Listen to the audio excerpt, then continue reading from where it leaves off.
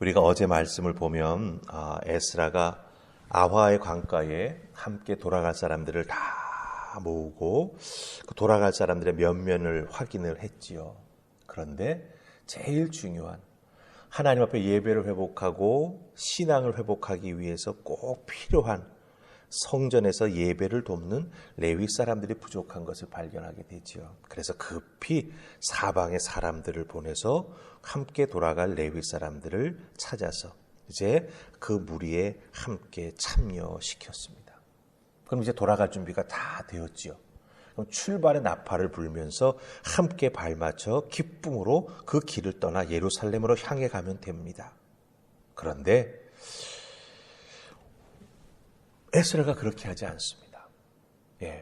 왕으로부터도 필요한 것 다 공급해 주겠다라고 하는 조서까지 받고 이제 레위 사람들까지 다 합류했으니 모든 것이 다 준비된 것 같습니다. 정말 하나님의 은혜 가운데 모든 것이 다 준비되고 떠날 때가 되었다라고 하는 거죠. 그런데 에스라는 떠나지 않습니다. 떠나지 않고 무엇을 합니까? 금식을 선포하고 다 함께 아화 강가에서 금식 기도를 시작했다라고 하는 거예요. 준비가 다 됐는데 떠나지 않고 금식 기도를 한다. 그것도 그냥 기도가 아닌 음식물을 취하지 않으면서 금식하며 하나님 앞에 기도한다. 거기에는 분명 큰 이유가 있을 것입니다. 무엇이 큰 이유였을까요? 먼 길 가는데 안전을 위한 것이었습니다. 특별히 어린아이들도 있었습니다. 그리고 그 길을 떠날 때 그들이 가지고 가는 예루살렘 성전에 다시 돌려놓아야 될 은그릇, 금그릇, 또 하나님 앞에 예물로 드릴 많은 진귀한 것들이 있었다라고 하는 거죠. 그런 것들이 가는데 노략질 당할 위험성이 아주 높았던 것입니다. 그래서 금식 기도를 합니다. 그런데 여기서 우리가 행간을 잘 읽어야 될 게 있어요. 단순한 금식 기도가 아니에요. 왜 에스라가 왕에게 찾아가서 군대를 동원해서 좀 지켜주십시오라고 말하지 않는지. 그것이 정말 중요한 금식 기도의 이유이며 또 돌아가는 과정에서 하나님이 우리를 함께 해주신다라고 하는 큰 은혜를 누릴 수 있는 이유가 되기도 하는 것이죠. 마치 하나님께서 이스라엘 백성들이 출애굽해서 가나안 땅으로 올 때에 구름 기둥과 불 기둥으로 지키시며 인도해 주셨던 것처럼 에스라는 군대가 아닌 하나님께서 도우시고 이끌어 주시고 보호해 주시는 그 출애굽과 같은 놀라운 은혜를 맛보면서 예루살렘으로 돌아가기를 간절히 원했던 것입니다. 그래서 무엇을 합니까? 금식을 선포하고 백성들과 함께 기도하기를 시작했다라고 하는 거예요.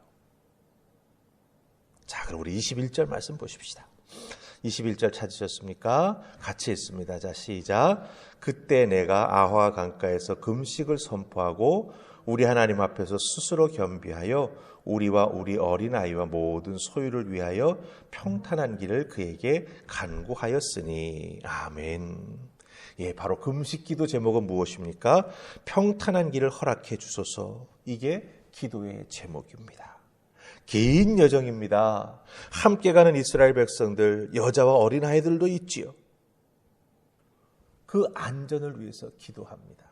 그런데 우리가 상식적으로만 생각해 본다면 먼 길 가는 사람들은 사실 그 길 떠나기 전에 힘을 얻을 수 있도록 잘 먹고 준비해야 합니다. 그런데 오히려 에스라는 음식 잘 먹고 힘을 보충하도록 그들에게 뭔가를 준비시켜 주는 게 아니라 오히려 영적으로 준비하자고 금식 기도를 하고 있다라고 하는 것입니다. 육체적인 건강보다 영적인 건강, 믿음으로 하나 되어 움직여 나아가는 것이 더 중요하다라고 하는 것을 에스라가 깨달아 알고 있기 때문이라고 하는 거죠. 물론 먼 길 걸어가는데 힘도 필요하지요.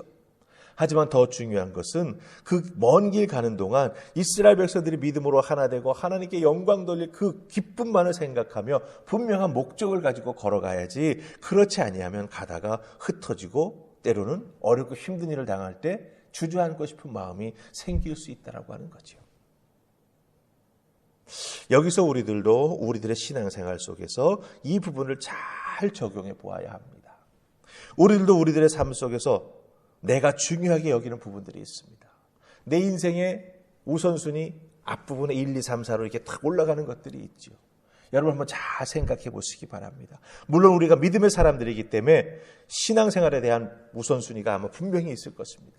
하지만 보통 사람들이라고 한다면, 또 우리가 믿음이 깊지 못하다라고 한다면 병에 안 걸리고 건강하게 사는 것, 자녀들 잘 길러내는 것, 가정이 든든히 서는 것, 경제적으로 안정을 이루는 것, 아마 이런 것들이 제일 앞부분에 위치해 있을 것입니다. 하지만 내가 중요하게 여기는 것들이 믿음의 반석 위에 서지 아니하면 금방 무너질 수 있다라고 하는 것, 그게 우리들의 깨달음이고 또 성경의 가르침이기도 하다라고 하는 것이죠. 특별히 기도로 간구하며 하나님의 도우심을 구하지 아니하면 내가 아무리 중요하게 여기는 것들도 모래 위에 세운 것이 되고 만다라고 하는 것을 우리는 기억해야 된다라고 하는 것입니다. 그래서 에스라는 정말 먼 길 떠날 때 육체적으로 힘을 비축할 수 있도록 잘 먹이고 편안하게 쉬게 해줘야 되는데 오히려 거꾸로 먹지 않았습니다. 하나님께 매달려 금식 기도했습니다. 모든 것을 믿음으로 준비하는 것이 먼저라고 하는 것을 에스라가 알고 있었기에 그것을 이스라엘 백성들과 함께 실천하면서 영적으로 준비하고 있었다라고 하는 것, 우리들도 마찬가지입니다. 우리들의 인생에 가장 중요한 우선순위가 무엇이 되어야 할까? 바로 모든 것의 기초가 될 수 있는 하나님을 믿는 믿음, 그 믿음이 더욱더 굳건히 세워져 나아가기 위해 기도하는 것, 그 기도를 통해 하나님의 도우심을 간구하며 나아가는 우리가 되어야 한다라고 하는 것 꼭 기억하시기를 주님의 이름으로 부탁합니다. 자, 그 다음에 우리 22절 말씀 보십시다. 자, 22절 찾으셨습니까? 우리가 좀 긴 구절인데 같이 읽습니다. 시작. 이는 우리가 전에 왕에게 아뢰기를 우리 하나님의 손은 자기를 찾는 모든 자에게 선을 베푸시고 자기를 배반하는 모든 자에게는 권능과 진노를 내리신다 하였으므로 길에서 적군을 막고 우리를 도울 보병과 마병을 왕에게 구하기를 부끄러워하였음이라. 아멘. 에스라가 또 하나 금식 기도하는 이유가 여기에 있어요. 왕에게 찾아가서 마지막 한 번만 더 도와주십시오 라고 하면서 우리를 호위할 군대를 좀 보내주십시오 라고 하면 왕이 거절할 이유가 없어요. 왜? 더한 것도 주었거든요. 자기의 보물 창고를 열어서 그 보물을 다 주었습니다. 그러니 왕이 군대를 거절할 이유가 없다라고 하는 거예요. 근데 왜 에스라가 그 왕 앞에 찾아가서 군대를 구하지 않았습니까? 왜 금식 기도를 합니까? 우리가 믿는 하나님은 이런 하나님이다. 우리가 선한 목적을 위해 하나님을 의지하며 예루살렘으로 돌아가려고 하니 하나님은 우리에게 그 선한 은혜를 베푸시고 우리를 지켜주실 것이다라고 왕에게 이미 이야기했습니다. 신앙 고백을 해버린 것이죠. 하나님은 이런 분입니다라고 하는 것을 왕에게 딱 알려주었습니다. 그런데 이제 찾아가서 왕이요, 우리가 가는 길이 좀 멀고 험할 것 같고 위험할 것 같으니 왕의 군대를 붙여주십시오. 이건 뭡니까? 이율배반이죠. 말했던 것과 이것이 믿음입니다라고 보여주었던 것과 실제 상황 속에서 행해 나아가는 것이 딱 아귀가 맞아 떨어지지 않는다라고 하는 거예요.